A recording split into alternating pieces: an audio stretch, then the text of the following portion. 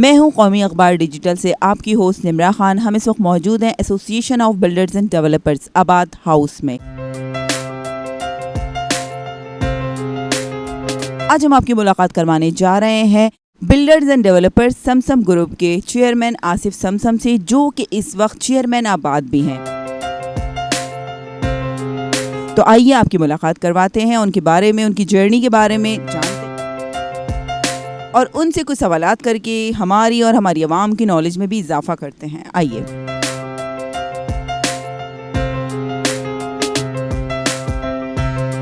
अस्सलाम वालेकुम। वालेकुम सलाम। सबसे पहले तो बहुत बहुत शुक्रिया कि आपने अपने मसरूफ़ शेड्यूल में से हमारे लिए वक्त निकाला। समझता हूँ कि मीडिया का ख्याल हमेशा इस तरह रखना चाहिए कि उनको टाइम भी देना चाहिए, प्रायोरिटी भी देनी चाहिए। हमें और हमारी नाजरीन को ये बताइए कि ये बिल्डर्स की फील्ड में या इस शोबे में आपका कैसे आना हुआ और समसम बिल्डर्स का आगाज़ यानी कि उसकी बुनियाद कब रखी? देखिए, काम का आगाज़ मैंने 1996 से किया। बहुत छोटा था मैं जब, और समसम बिल्डर्स एंड डेवलपर्स की बुनियाद हमने रखी 2005 में। इससे पहले भी प्रोजेक्ट किए हमने, और लेकिन एक समसम जो कि मेरा सरनेम है, मेरे फादर के यही नाम मेरे साथ लगता है, यही हमारे फैमिली में भी लगता है नाम। तो समसम के साथ हमने काम शुरू किया 2005 में, और फिर ये सफ़र अल्हम्दुलिल्लाह आज ये जारी है और आपके सामने है। इसके साथ ही हम एक नया सवाल आपसे करने जा रहे हैं कि आपने कराची में एक के बाद एक बहुत ही बेहतरीन प्रोजेक्ट्स दिए हैं। तो थोड़ा सा हमें, हमारी नाज़रीन को ये बताइए कि जब आप कोई प्रोजेक्ट रेडी करते हैं तो आपका विज़न क्या होता है, मतलब उसकी प्लानिंग किस तरह से करते हैं? देखिए, जो प्रोजेक्ट की आपने बात की, तो पहली बात तो ये कि मैं हमेशा सेलेक्टेड प्रोजेक्ट करता हूँ। मतलब बड़े बहुत ज़्यादा प्रोजेक्ट की भरमार नहीं होती है। सेलेक्टेड प्रोजेक्ट होते हैं, लेकिन होते बहुत अच्छे हैं। ये मैं नहीं कहता, ये वो लोग कहते हैं जो हम कहते हैं जो लोग हमसे लेते हैं, जो रहते हैं या जो हमें जानते हैं। तो काम किया, हमेशा सेलेक्टेड काम किया। और जैसे आपने कहा कि क्या सोच होती है, तो सोच ये होती है कि हम समझते हैं कि प्रोजेक्ट भी जो है ये बच्चों की तरह होता है। बिल्कुल आपने एक्सकेवेशन करनी है, फिर उसको चाबी तक लेके जाना है। तो ये पूरा एक इसका सफ़र है, और स्टेप बाय स्टेप। और हम समझते हैं कि हमने ये इंश्योर किया है कि कंपटीशन हो क्वालिटी में। हमारा कंपटीशन ये ना हो कि मैं बड़ा या मैं छोटा, कंपटीशन हो क्वालिटी में, कंपटीशन हो आपके जो डिलीवरी आप करते हैं, डिलीवरी में, क्वालिटी में, हर चीज़ में एग्जैक्टली। और अल्हम्दुलिल्लाह जो हमारे, अब ग्रैंड की आप मिसाल देता हूँ, अभी हमने किया है, 4 साल हो गए उसको डिलीवर। आज विज़िट करें, आपको लगेगा कि ये बिल्कुल नया प्रोजेक्ट है, और आज विज़िट करें, आपको लगेगा कि कराची में ये काम भी होता है। आपको हैरान करेगा इंशाल्लाह। और बाहर से तो नज़र आएगा, अंदर जाएंगे जब भी आपको आइडिया होगा कि काम की एक लगन है, एक इश्क है इस काम से। तो शुरू जब मैंने किया ये काम अपनी ज़िंदगी में पहली बार, तो मैं कोई बाय प्रोफेशन कोई इंजीनियर तो नहीं था, लेकिन काम में जानता हूँ अपने, क्योंकि टीम जो मिली मुझे अल्हम्दुलिल्लाह जी, टीम मिली आपको। जो इंजीनियर्स मिले मुझे, वो इतने सीनियर मुझे इंजीनियर्स मिले, आज नहीं, वो लंदन चले गए सारे। तो उनके साथ मुझे मैंने कहा कि वो एम्प्लॉइज़ तो थे हमारे, लेकिन वो मेरे उस्ताद भी थे। तो मैंने काम सीखा उनसे, और आज अल्लाह का शुक्र है कि अल्लाह ने हुनर इस हाथों में मुंतकिल किया उनसे। तो उसकी वजह से काम समझते हैं, काम जानते हैं। और इन सब के बावजूद काम आना, काम जानना एक अपनी जगह पे है, लेकिन अगर काम करना है, परफेक्ट काम करने के लिए आपको इश्क चाहिए उस काम से। कोई भी काम आप करें, अगर आप मीडिया में नाम बनाना चाहते हैं, तो अगर आपको जुनून है, आपको इश्क है, तो आप आगे बढ़ जाएंगे। लेकिन आप अगर रास्ते में हिम्मत हारी आपने, या रास्ते में आपने छोड़ा, तो ऐसे बहुत आए बहुत गए। तो मैं भी हमेशा कहता हूँ, हमारी फील्ड में भी बहुत आए बहुत गए। लेकिन अगर आपको प्यार है अपने काम से, ईमानदारी से काम करना है, और कोई प्रोजेक्ट बनाते हुए अगर ये बात जहन में है कि क्या इसमें मेरे बच्चे रह सकते हैं, तो फिर वो प्रोजेक्ट सही है। मतलब इतनी माशाल्लाह पॉजिटिव सोच के साथ जब आप कोई काम करेंगे तो उसमें कामयाबी, यही सोच है कि अगर मेरे बच्चे रह सकते हैं तो प्रोजेक्ट सही है। अगर मेरे बच्चों के काबिल नहीं है, तो मैं समझता हूँ फिर किसी के भी काबिल नहीं है। अभी आप माशाल्लाह चेयरमैन आबाद हैं और बहुत ही खूबसूरती के साथ अपनी जिम्मेदारियाँ सर अंजाम दे रहे हैं। तो ये बताइए कि अभी आप आए हैं तो कोई न्यू पॉलिसीज़ भी आपने करी हैं, या पुरानी ही पॉलिसीज़ पर आप वर्क कर रहे हैं? देखिए चेयरमैन जो होता है ना, ये एक टीम होती है, ये टीम का हिस्सा होता है। हाँ, ये अलग बात है कि जब भी कोई चेयरमैन आता है तो वो उसका अपना करंट होता है। एग्जैक्टली कुछ माइंड में होता है ना कि अभी ये चेंज होना चाहिए। जी, करंट देखिए, उसका अपना करंट, जैसे मैंने कहा ना, उसकी अपनी एक सोच होती है। लेकिन बुनियादी तौर पे ये बात क्लियर है कि हम जो तसलसल है उसी को कायम रखते हैं, क्योंकि वो जो पिछले चेयरमैन गए वो भी हमारे हैं और आज वो मेरे साथ खड़े हैं। और सबसे बड़ी बात ये होती है कि जब भी हम आबाद की बात करते हैं या जो भी चेयरमैन आता है, या आज मैं चेयरमैन हूँ, तो एक हमारा एक मरकज़ है जिसको हम कहते हैं मोहसिन शेखानी, वो पैटर्न इन चीफ़ है हमारा। उनकी जो हिदायत होती हैं, उनकी जो पॉलिसीज़ होती हैं, नो डाउट कि उन्होंने फ्रीडम दिया है हमें। हम जो बात रिकमेंड करते हैं, जो बात करते हैं या जो बात कहते हैं, हमें फ्रीडम है। लेकिन हमारी चाहत होती है कि हम उनको भी उनसे भी एडवाइस लें, उनको भी, उनकी भी राय को भी उसमें इनफैक्ट उन्हें कन्विंस भी करें अगर हम कुछ चाहते हैं। एग्जैक्टली, कोई चीज़ अगर हम चाहते हैं कि नहीं हो सकती है आसानी से, तो हम उनसे मदद लेते हैं। तो ये चीज़ें एक टीम वर्क है और हम एक टीम है। और ये अलग बात है कि हम हर बंदा अपनी एक सोच होती है। जैसे मेरी सोच है, मेरा एक शुरू से एक विज़न है। और अच्छा, आबाद में पहले भी यही पॉलिसी ये रही, लेकिन चूँकि कनेक्शन ना होने की वजह से सम टाइम हर बंदे का अपना अपना एक गोल होता है। मेरे साथ ऑलरेडी पूरे कराची का रियल एस्टेट सेक्टर मेरे साथ ऑलरेडी जो है वो मेरे टीम का हिस्सा है। चूँकि कराची चैम्बर में मैं 4 साल मैंने as a chairman, elected member Karachi chamber of commerce, इसी सेक्टर को मैंने एज ए चेयरमैन सर्व किया है। 30 सितंबर तक भी मैं ही सर्व कर रहा था इसको, जब मैं यहाँ नेक्स्ट डे उसका चेयरमैन बना। तो उस वक्त मैं एज ए चेयरमैन था। फिर FPCCI में काफ़ी सालों तक मैं इसको as a chairman housing real estate construction सूबाई सतह पे भी और कौमी सतह पे भी मैंने इसको डील किया है। तो वो जो टीमें हैं हमारी कराची में, इस्लामाबाद की भी वहाँ टीम है, FPCCI का आपको पता है पूरे पाकिस्तान में, तो उसमें जो पाकिस्तान से भी जो लोग हैं वो भी मेरे टीम का हिस्सा थे। डिफकल एरिया और कराची रियल्टर्स एसोसिएशन, जो सारे रियल्टर्स की, ये सारी हमारी टीम का हिस्सा हैं। तो एक चेंज जो है अभी इस वक्त कि ये जो चेयरमैन है उसका तमाम, चूँकि वो मैं समझता हूँ कि सारी मेरी ही टीम है, तो एक लाइजन बहुत ज़्यादा स्ट्रॉन्ग हो गया है। टीम वर्क है पूरा। एग्जैक्टली, देखिए हर चेयरमैन अपना काम करता है और बहुत अच्छा काम करके जाता है। जो भी चेयरमैन जाता है अपनी ताकत से बढ़ के वो कोशिश करता है कि सर्व करे मेंबर्स के लिए, मुल्क के लिए, शहर के लिए, सूबे के लिए, बेस्ट देकर जाते हैं। हर चेयरमैन जाता है। लेकिन मैंने कहा ना कि सबकी इंडिविजुअल अपनी स्ट्रेंथ, थॉट्स हैं, एग्जैक्टली स्ट्रेंथ है ना सबकी इंडिविजुअल। आज अगर हम यहाँ हैं तो आज तकरीबन 1.25 महीने से ज़्यादा मुझे हो गया है, अभी तक गुलदस्ते रुके नहीं हैं। अच्छा, ये गुलदस्ते कौन से हैं? ये मेरे सेक्टर के लोग हैं। हमारे पैटर्न इन चीफ की भी यही हिदायत है कि सारे सेक्टर को जोड़ के चलना है। मेरा पहले दिन जब मैं यहाँ इस सीट पे बैठा, अल्लाह से मैंने मदद मांगी थी कि मदद करना मेरी, कि मैं अपने इस मुल्क के लिए, अपने शहर के लिए, इस सेक्टर के लोगों के लिए, क्योंकि हमारा मानना ये है कि अगर हमने इन बर वक्त अगर कोई ऐसा कदम जिसकी वजह से हमारे काम में रुकावट हो, इस इंडस्ट्री के चलने में रुकावट हो, अगर हमने उस पर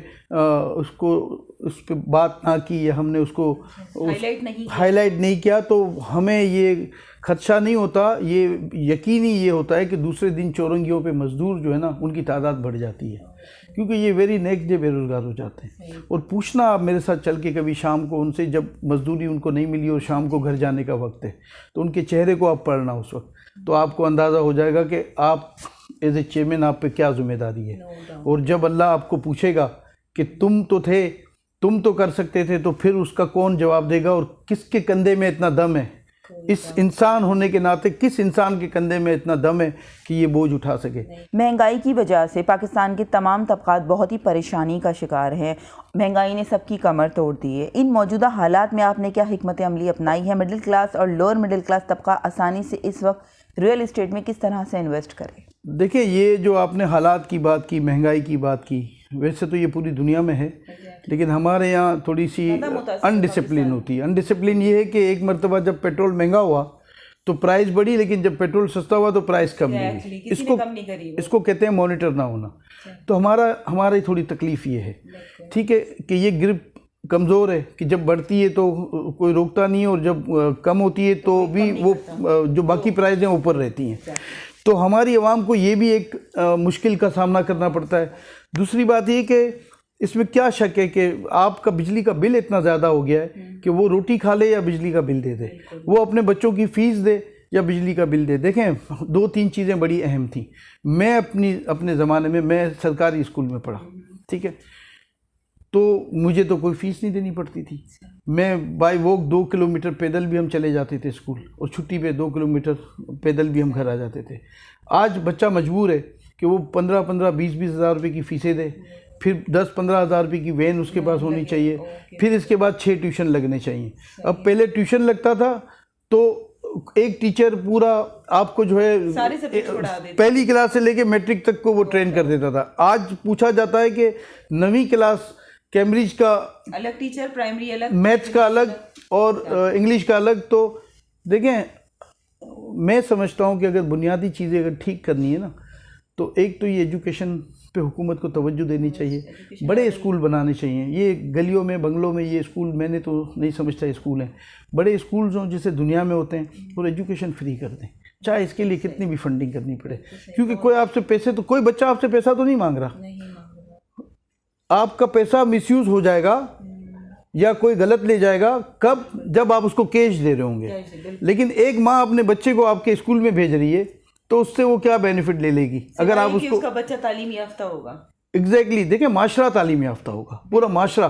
तो हमारी सोच ये है कि देखें, ठीक करना है तो हम तो ये राय दे सकते हैं, मैं अथॉरिटी तो नहीं हूँ।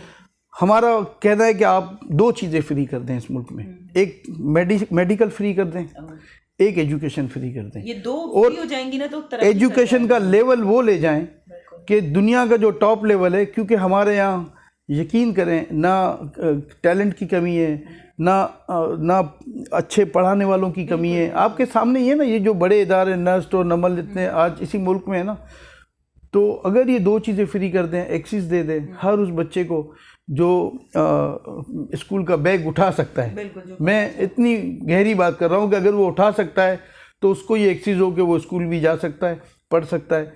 तो मैं नहीं समझता इतना बड़ा इसमें रोल है। और रही बात हमारे सेक्टर में, तो मैं आपको बड़ा क्लियरली बताता हूँ कि जितना आप महंगा करता जाएंगे, इतने लोगों की पहुँच से दूर होता जाएगा। और इसमें कोई दो राय नहीं है कि लोग फिल्टर हो चुके हैं। मतलब पहले अमीर होते थे, अमीर तरीन होते थे, फिर मिडिल क्लास होते थे, फिर गरीब होते थे। अब ये 1-2 ही तबके रह गए हैं, बीच के सारे उड़ गए।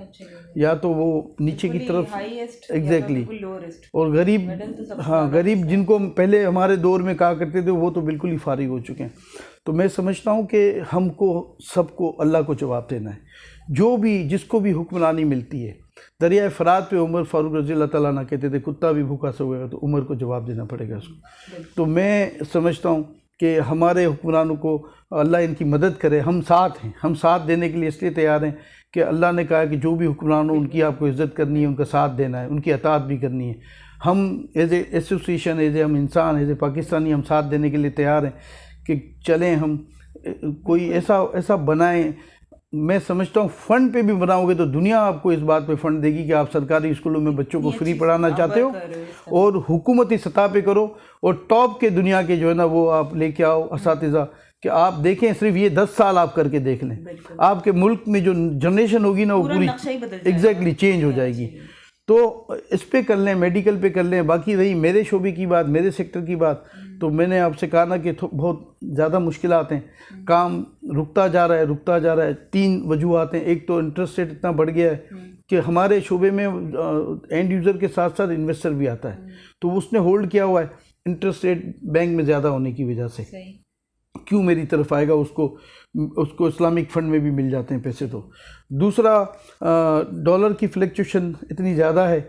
लेकिन आज चलें, मैं काबिल तारीफ़ हैं हमारे चीफ़ ऑफ आर्मी स्टाफ, उनकी टीम, निगरां हुकूमत की टीम, कि इन्होंने स्टेप लिया 335 से ये आज जिस रेट पे है।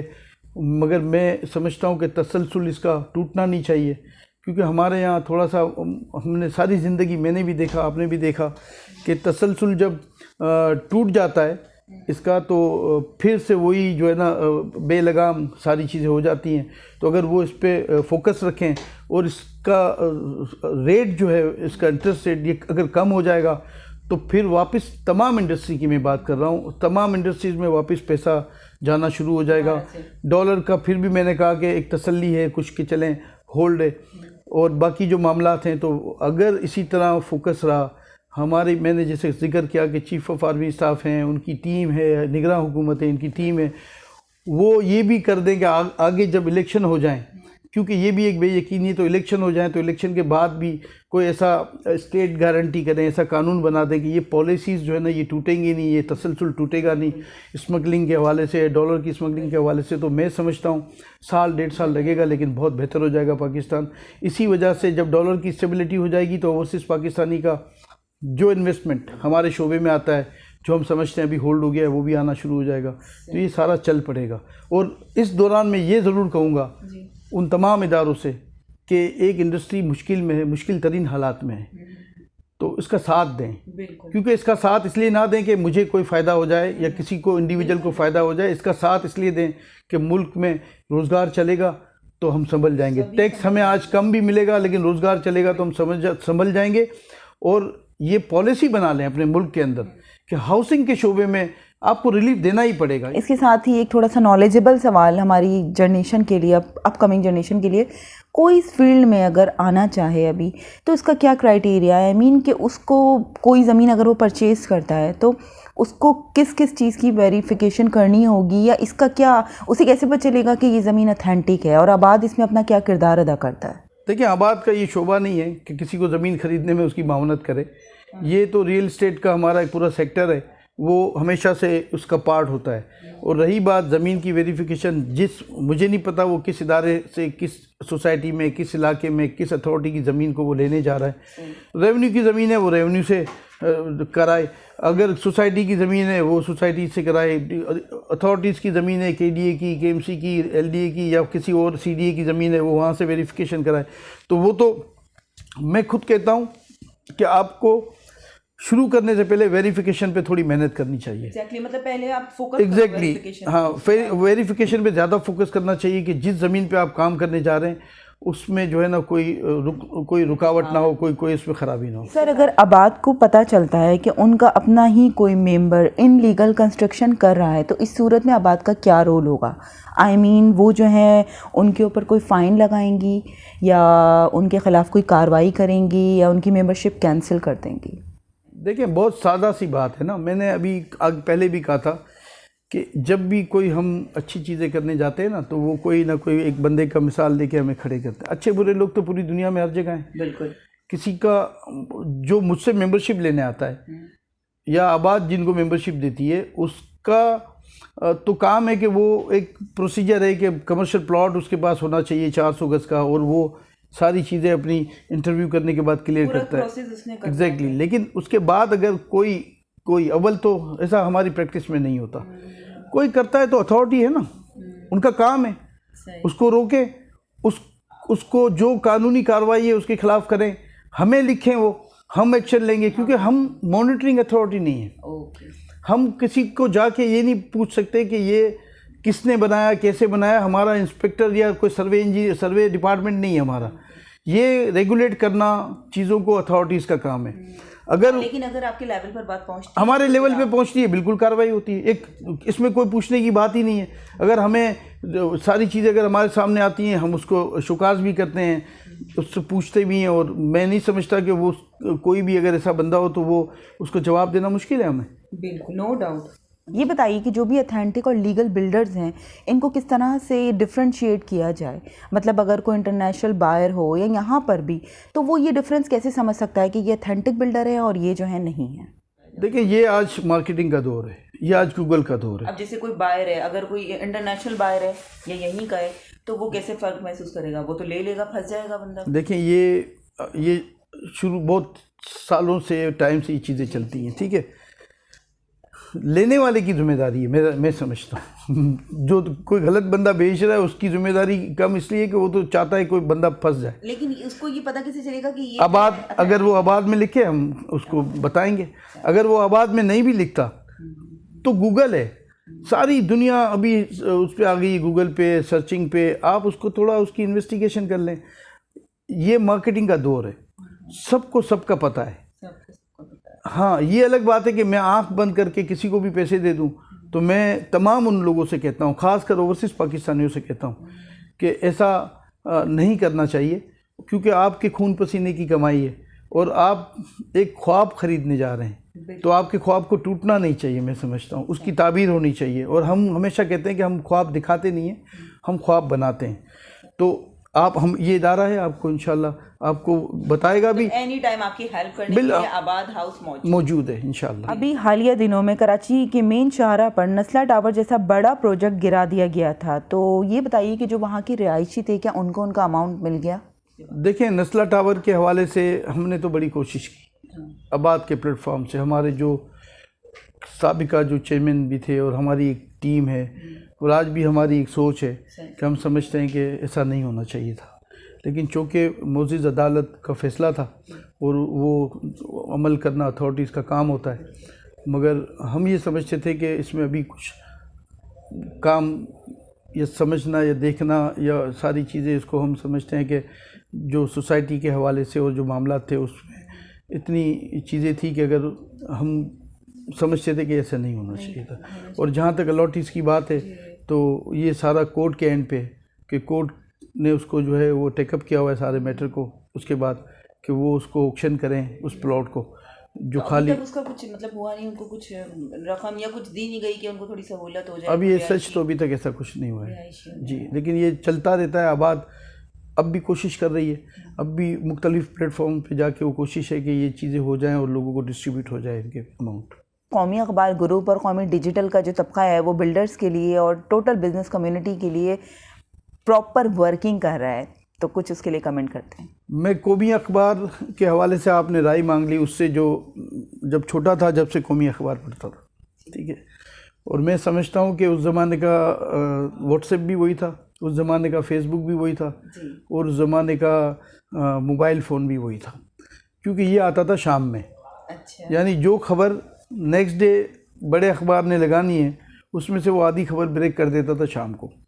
तो हमारे जैसे जो बच्चे थे जब आए, मैं इसलिए विटनेस हूँ कि हैदराबाद और कराची का बड़ा फेमस ये रोज़नामा होता था जिसको इवनिंग में आया करता था। वो इवनिंग, इससे पहले भी आते थे अखबार, लेकिन इसने बड़ा चेंज किया और अच्छी सहाफ़त की, अच्छी रिपोर्टिंग की, और ख़ासकर कराची और हैदराबाद के हवाले से इनके जो इश्यूज़ हैं, इनके मामलात हैं, या इनकी जो सोशल लाइफ है। मैंने कहा ना, उस ज़माने में फ़ेसबुक नहीं था, तो ये फ़ेसबुक था हमारा, तो इसको पढ़ के तसल्ली होती थी और कुछ यकीन हो जाता था कि जो चीज़ें हो रही हैं तो नॉलेज मिल जाती थी।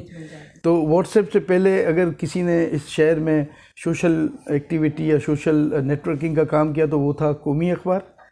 और जहाँ तक आपने डिजिटल मीडिया की बात की, तो इसको शुरू में कुछ टाइम आपको हुआ है मेरे ख्याल से, ज़्यादा टाइम नहीं हुआ लेकिन एग्जैक्टली।